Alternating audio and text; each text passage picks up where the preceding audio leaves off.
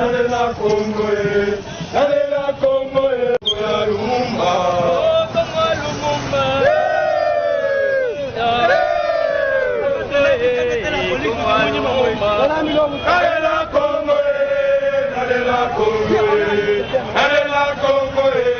le mouvement des jeunes, le mouvement citoyen, il n'y a qu'une seule cause qui nous réunit aujourd'hui, c'est le soutien que nous apportons aux forces armées de la République démocratique du Congo.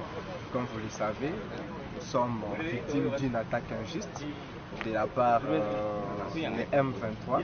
Ces mouvements qu'aujourd'hui, au vu des preuves et des faits, on sait que c'est le Rwanda qui est en train de financer ces mouvements.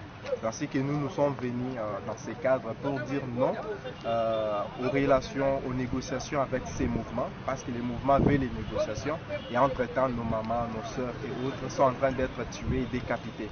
C'est ainsi qu'ensemble avec les mouvements citoyens, les mouvements des jeunes, ainsi que les partis politiques, leadership et gouvernance pour le développement, nous nous sommes rassemblés pour manifester notre soutien aux FARDC, qu'ils ne se sentent pas seuls. Nous sommes là avec eux et nous les portons dans nos prières.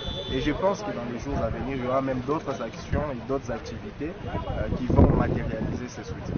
Qu'est-ce que vous demandez au chef de l'État concrètement? Concrètement, comme les mouvements citoyens avec lesquels nous avons marché aujourd'hui, il n'y a qu'une demande.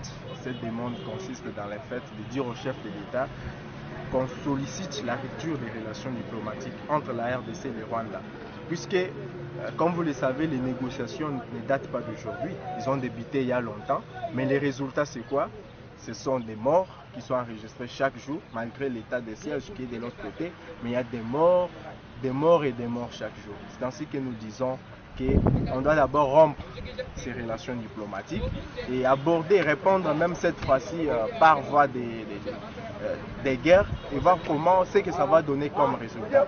Et nous profitons aussi de l'occasion pour dire que tout ce que nous avons aujourd'hui, ce que nous vivons actuellement avec les M23, c'est aussi la mégestion au niveau du pays. Il faudrait le dire parce que ces mouvements des M23 étaient maîtrisés dans les temps jadis, surtout lorsque Matata était aussi au pouvoir.